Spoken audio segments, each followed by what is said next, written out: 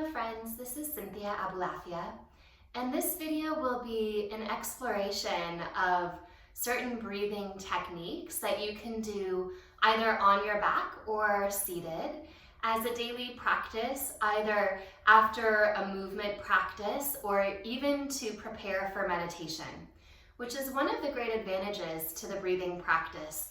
It can create a spaciousness between the mind and the breath that allows for a meditative state.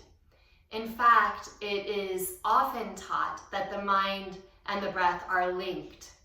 And so hopefully you can begin to feel that in your own body.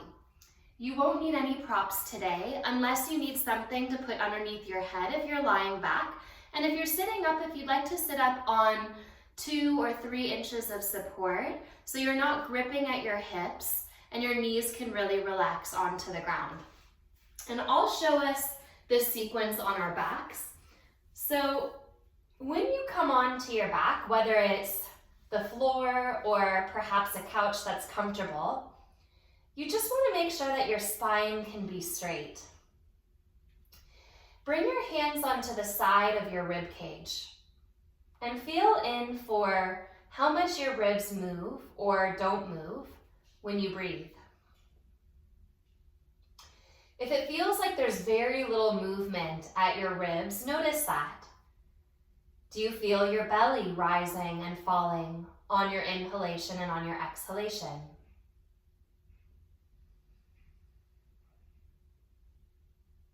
Many of us over time have taught ourselves to kind of bypass the exercise at the rib cage in the breath. And this limits the capacity of the lungs. It limits stretch and blood flow in the body. And it also usually accompanies a tendency for us to exhale and push our belly button down toward our spine. In this breathing technique, hopefully we will begin to undo some of those habits and patterns in the body. So with your hands on the side of your rib cage, I'd like you to think of pressing your ribs out so you can actually feel your rib cage drawing into your hands. And as you exhale, with your hands, squeeze back in and feel the ribs press back toward the center core of the body. Inhale, press your rib cage out into your hands and really feel the ribs drawing side to side. Think about the back of your ribs also pressing into the mat underneath you or the ground underneath you. And as you exhale again, squeeze back into that core. And we'll do this a few more times. And just know that in yoga, when we talk about the core, we are not talking about the abdominal muscles. We're talking about the deep part of the body that supports the lift of the spine. So the spinal core through which breath and energy run. Let's do this one more time. Inhale, press your ribs out and into your hands. Try to go side to side as wide as you can. Exhale, draw back in. Now let your breath be maybe a little bit softer, not quite so forced as exercise, but continue to feel for some movement at your rib cage. Let your breath draw in through your nose and out through your nose. And if it feels like your chin is lifting up toward the sky, place something under the back of your head and see if you can bring your chin level to the ground. So you're not flattening out the curve of your neck, you're just lengthening it a little bit. And do the same thing with your tailbone. If it feels like your tailbone is tipping toward the ceiling, see if you can draw your tailbone forward and maybe even a little bit down, so that the back of your pelvis is evenly weighted from the hip crests in the back to the sitting bones at the bottom.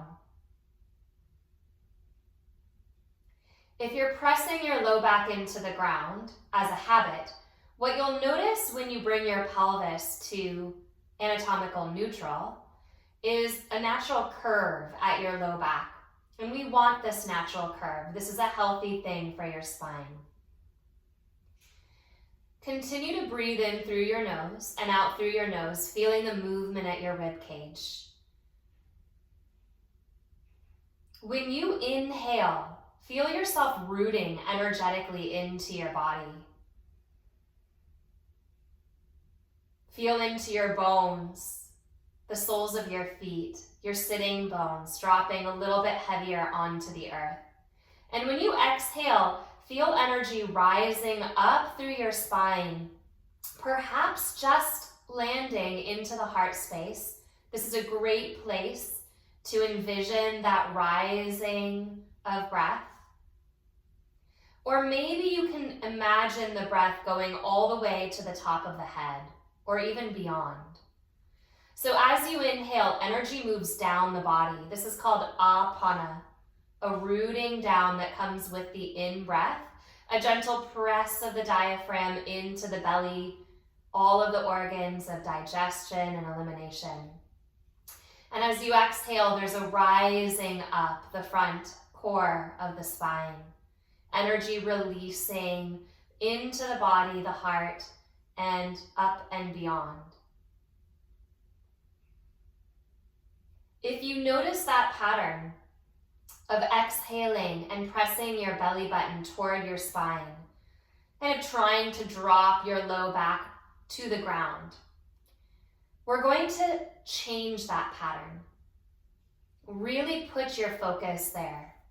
And think of your exhalation not pushing your belly button toward your spine, but rather drawing your deep belly up toward your heart. This is often described in yoga as Uddiyana Bandha, and perhaps a gentle form of it, but nonetheless, through your exhalation, it's like you're drawing the letter J. The belly softens toward the spine, but then it rises up the length of the spine, like you're taking a comb from your tailbone and just gently combing up toward the heart. Combing out any energetic entanglements at the lower part of the body. And we're going to keep going like this. Inhale your breath down. Feel the expansion at your ribs. Exhale your breath up. With your eyelids closed, let your eyes open at your heart. So your attention drops into your chest. And the breathing practice becomes one of deeply, rhythmically finding your connection to your body. As your body moves the energy of your breath and circulates not just the physicality of yourself, but also the energetic, subtle self. Listen to the sound that your breath makes, not at the nostrils, not even at the top of the throat, but as far down your throat space as you can. And eventually, this breathing practice of Ujjayi breath, where you're listening to the sound and the rhythm of the sound at the throat, moves so low that you can actually hear the sound of your breath at your chest center.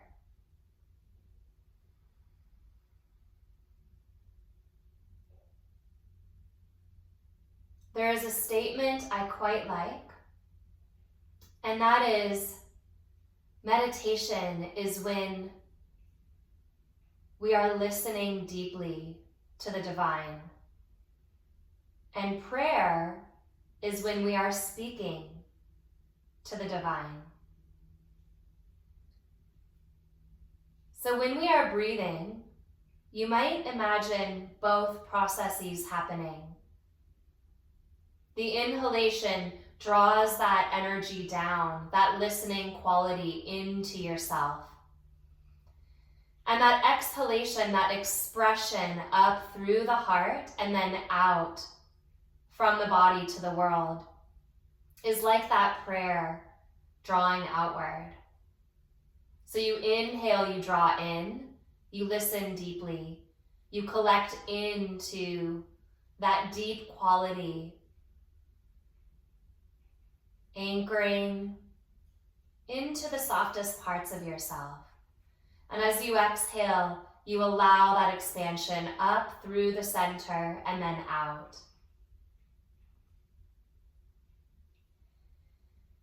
For the sake of deepening the energetic piece of the practice, let's inhale and do just a little bit of movement. Arch your low back and tip your tailbone into the earth. And if you're seated upright, this is going to look like a very gentle seated cat-cow. As you exhale, round and tuck your low back to the ground. And again, you're not pushing your belly button down into your spine. You're feeling from your pubic bone and drawing back and up. There's that combing action upward toward the heart. Inhale, arch. Exhale, round and tuck. Inhale, arch. Try not to push through your feet to round and tuck. That'll feel like a press down. Instead, work from your inner thighs and imagine from your inner thighs this gentle narrowing and moving back through the low belly and all the way up. Run that river straight to the heart. Do that a couple more times. Inhale, arch. Exhale, round and tuck. Inhale, arch. Exhale, round and tuck. We're going to go into some pelvic circles here. Inhale, arch your low back and start to shift your weight toward your left hip. So the whole pelvis stays on the ground, but your weight tips to the left. And you're going to keep going around the curve of the side pelvis until you've rounded back to your low back. You're in the tuck.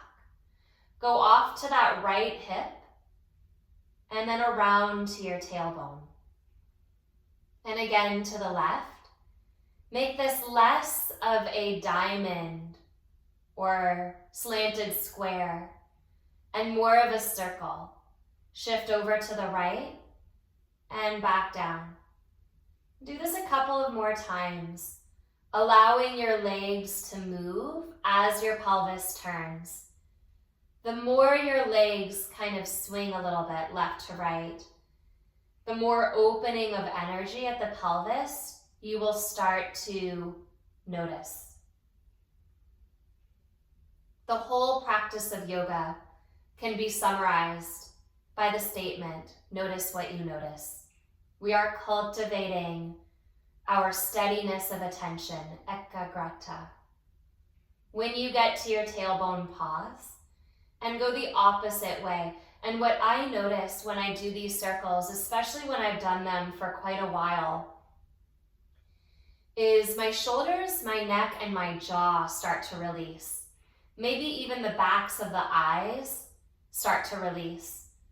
So if you feel sensations around your face, your jaw, your neck, your shoulders, that's okay. Keep going. Stay very gentle with yourself. Less push-pull from the feet. More wrapping from the inner thighs through that central line of the body. One more circle here. Come back to center so that the tailbone is working deeply toward the floor. If you're on your back, walk your feet to hip width apart and pick your left foot up an inch or two. Did your weight shift? Can you balance your weight out and keep it very steady? Set your left foot down, pick your right foot up. Same thing, stay steady. We're going to pick it up just a notch, so bring your left knee up at a 90-degree angle, both at the knee and at the hip, and step your left foot down. And then do the same thing with your right leg. And maybe change in mid-air, or if that's too much for you, go ahead and step one foot down all the way before picking the other leg up. What you want to do is hold that 90-degree angle behind your knee. So you're not bending your knee to tap your toe to the ground, which would look like this. You're not bending the knee. You're holding that 90-degree angle and really moving at the thigh bone rather than at the knee joint. Just do this 2 more times. We'll work just a little bit more stabilization at the pelvis and then come back into the breath work. Set your feet onto the ground all the way and then walk your feet together. Squeeze your inner ankles, squeeze your inner knees. Find that gentle, natural arch at your low back and pause to wait for some movement at your rib cage. Draw your breath in. Send it back out. Again, without moving the pelvis, keep your pelvis very steady. Hug your left thigh toward the midline of your body and don't move your left leg at all, but bring your right knee out to the right. You may surprise yourself at how, if you go too far, the left knee starts to tip to the left. Now bring the right knee back and explore the other range. Squeeze the right knee toward the midline. Don't move your right knee and let your left knee move to the left. If your pelvis starts to tip to the left or if your right knee starts to move to the right, simply pull back. And we'll go back and forth like this. Less about your flexibility than it is about your stability. So don't worry about going all the way to your range of opening. Just explore the place where the leg that is not moving, the one that is upright and holding the midline, stays absolutely firm. That's where your focus is. It is not in the moving piece. It is in the still piece. Do this just a couple more times.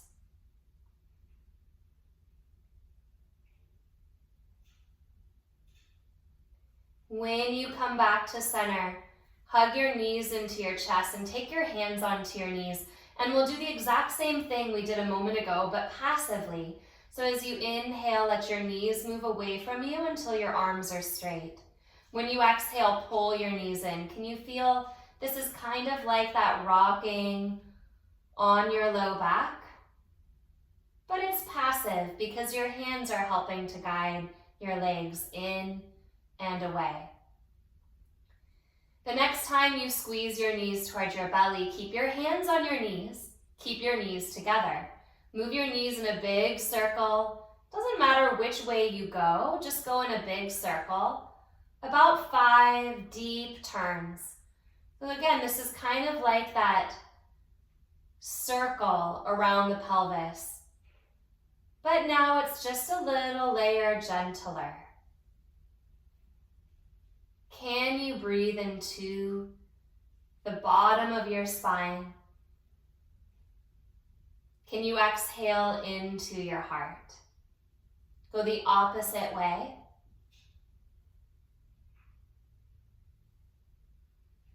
If you're seated upright, maybe you're just doing spinal turns.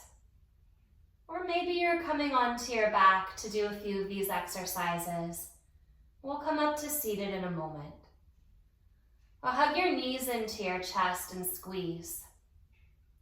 Turn your palms to face away from each other and slip your hands between your knees. And then bring your knees over your hips. So you're back at that 90-degree angle at the knees, 90-degree angle at the hips. Squeeze your knees into your hands. Same movement we did on our back. This really is not so much about the piece that's moving. It's a lot more about the piece that's still. So hugging the left knee into the left hand, bring your right knee out to the right. You may not go as far as you think. And then pull back to center. Squeeze the knee into the hand. Take your left knee to the left. Those of you that feel very strong, you can do this with your legs straight. Just make sure that you hold very steady with the leg that is not moving, the one that is holding the midline. Squeeze that midline. And be very honest with yourself not to roll your pelvis toward the moving leg. And not to take the leg that is still out to the side. Really hold that line, whether the knee's bent, whether the leg is straight. A couple more times like this. If it doesn't feel comfortable to have your hands between your knees, you don't need to. You just have to think a little bit more about hugging that still leg into the midline.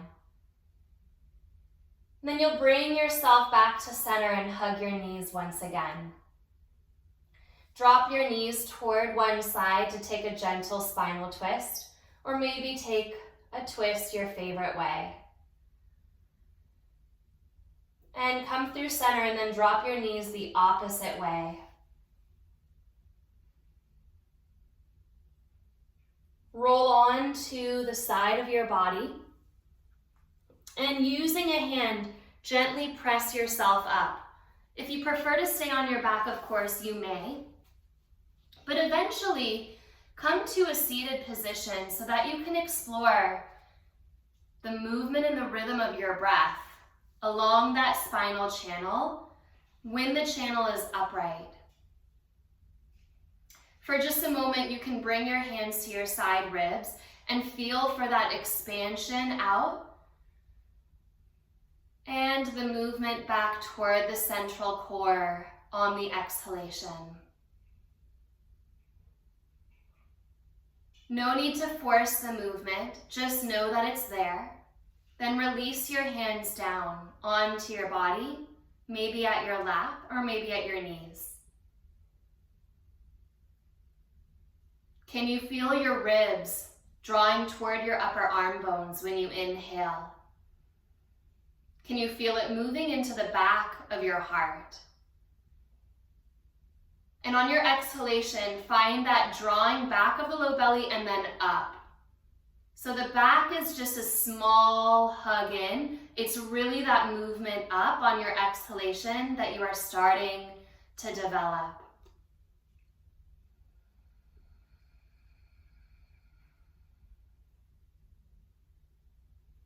Breath work doesn't need to be challenging. In fact, it really shouldn't be. When we practice physical postures in the body, we do often look for a bit of an edge. But when we practice breath work, we quite consciously stay within our deep comfort range. The breath doesn't need to be a hammer. It can be a very gentle, soft, subtle unfolding. So, having said that, we're going to explore next a little bit of energy that ties into the breath work. The next time that you inhale your breath, feel everything filling. Feel the root of your pelvis, tailbone dropping, legs very heavy. And then exhale and feel for that rising again. If you're unconsciously trying to squeeze your legs up to hold yourself upright, soften your legs completely. Let your upper thigh bones get very heavy. Working into kumbhaka, which is the breath retention at the top of the inhalation where you hold, and then at the bottom of the exhalation where you hold. If you tend to have anxiety or that feeling of never quite being able to catch up, like everything is always, then holding your breath at the top may not be a good choice for you. Please listen to yourself. This is where no amount of teaching by a teacher can tell you what's right for you. You have to listen to your body and you can know, okay, I can touch that space. I don't want to hold there. That draws me back into these patterns of going up up anxiety, that lifting feeling like we're trying to always hold something. Instead, I want you to focus on that place of emptiness at the bottom of your exhalation. Similarly, if you have a tendency toward stuckness or downness, depression, sadness, grief, heaviness in your body, then holding your breath empty at the bottom, which represents the death principle, the emptiness or the void principle, then you will want to gently and softly explore that without lingering. You may choose to hold full rather than empty. Different days might ask for different practices. Antara Kumbhaka is when we hold full. Bahya Kumbhaka is when we hold empty. Listen to what you need, and from that deep breathing practice, maybe you'll build into this one. Take your full breath in, expand, plant, root, and hold your breath very lightly. And as you exhale, let it go. Do that 2 more times. Inhale the breath in. Ribs draw out, side to side, front and back. Exhale it out. 1 more time. Inhale in, gentle, expansion at the heart. Expansion behind the eyes. Exhale it out. Take a normal breath in through your nose. Exhale your breath out and hold lightly, empty, just kind of touching that space. Inhale. Again, exhale completely and hold lightly. 1 more time like that. Inhale. Exhale, hold lightly. Going into Sama Vritti Pranayama. Please listen to yourself. If you need to choose part of this practice, none of this practice, or if you feel comfortable joining for all of it. We will start with the count of 4. You'll inhale for the count of 4, hold, exhale, and hold, all at an even count.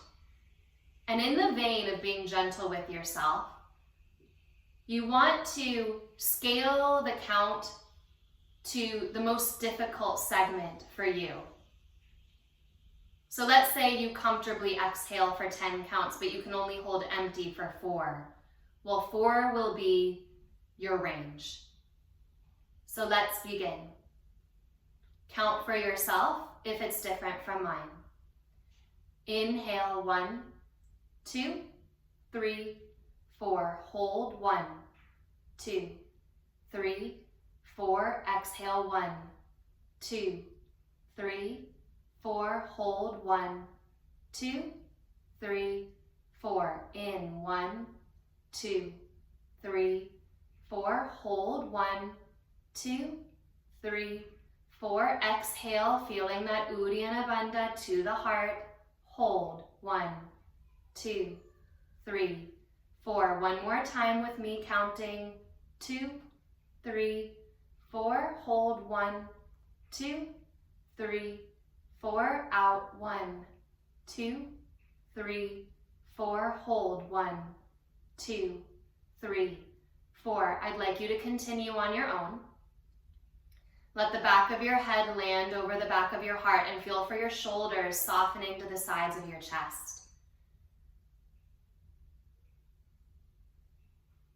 When we push into a wall energetically, it presses right back. When we relax into the space around us, then there's some availability to expand and move. So not forceful, not pushing, but softening into the ease of the breath. Can you do 3 more rounds? Exploring those little pauses.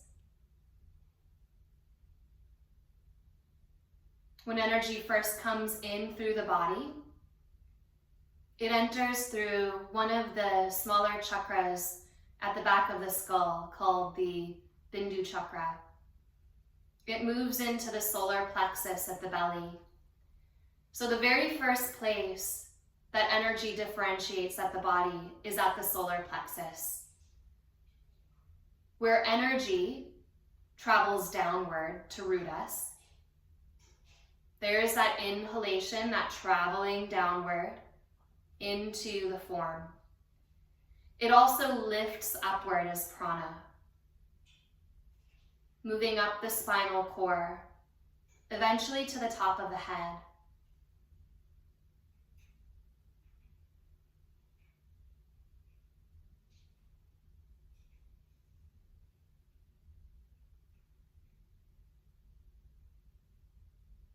If in the process of this happening, your breath spontaneously stops, just be curious about that and guide yourself back in. If you start moving or rocking a little bit, be gentle with yourself. That is just the central channel, that deep core of the spine, starting to move that vitality, that prana through your body. Try to keep it focused and gentle if you can. Remember, you might even ask for that meditation, drawing into that listening quality on the inhalation, and that quality of prayer, expressing, speaking your voice outward on the exhalation.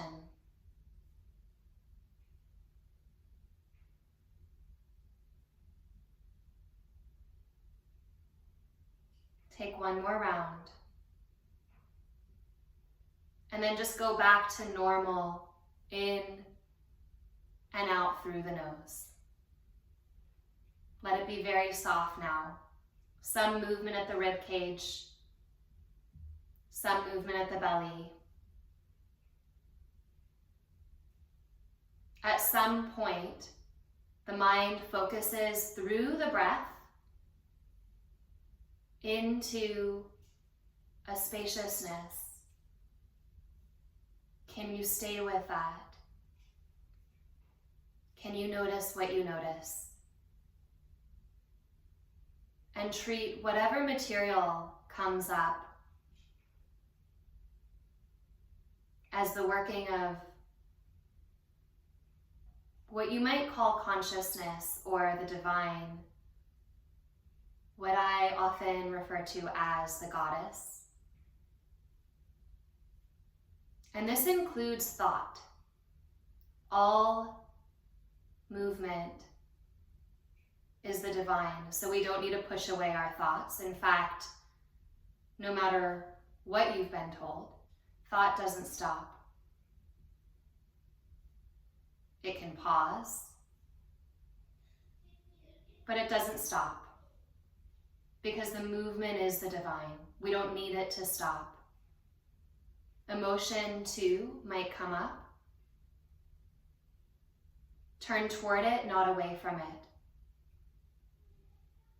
The practice of noticing what you notice is a commitment into courage and curiosity, to turn your attention ever in, even if the material is challenging. Be gentle with yourself. And allow that core of noticing to drop ever deeper.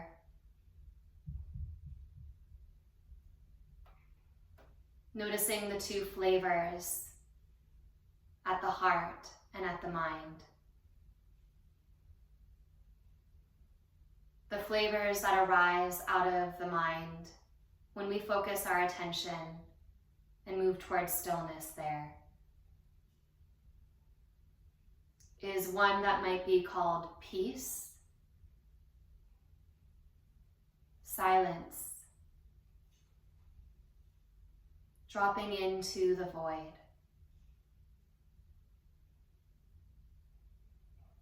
Whereas the flavor at the heart, which I believe is very critical, is the flavor of expansion, of honoring, respecting, and seeing the absolute divinity of all of the material of yourself. Even the stuff that you've tucked away and have tried not to look at for a long time. When you honor yourself at your heart, you honor all of yourself. The things you approve of and the things you don't approve of. And so the heart has a quality of all-thingness.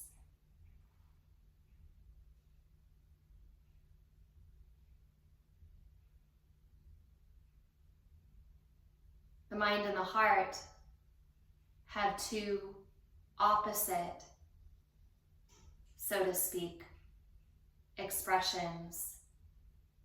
The drawing into stillness and the expanding out into movement. Can you find a balance between both? Not preferencing the mind going still,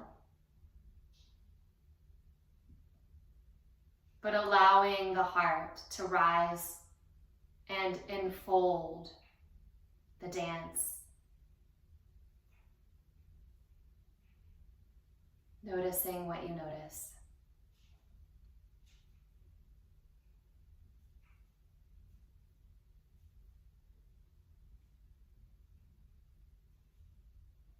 This is the true practice of surrender.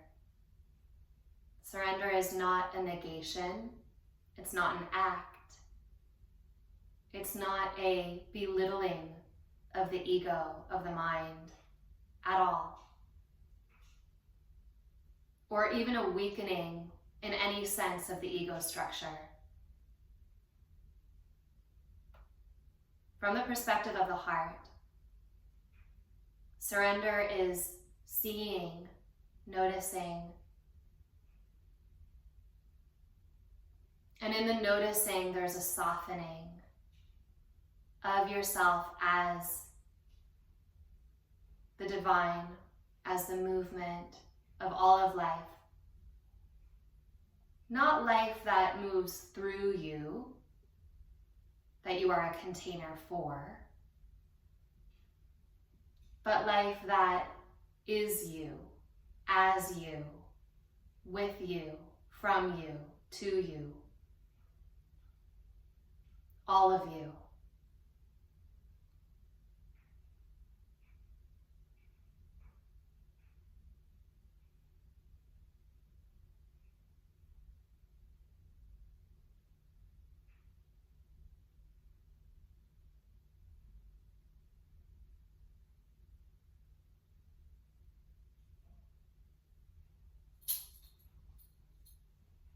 I will end today with a chant. If you'd like to continue to sit, you may, or let yourself follow however you want to.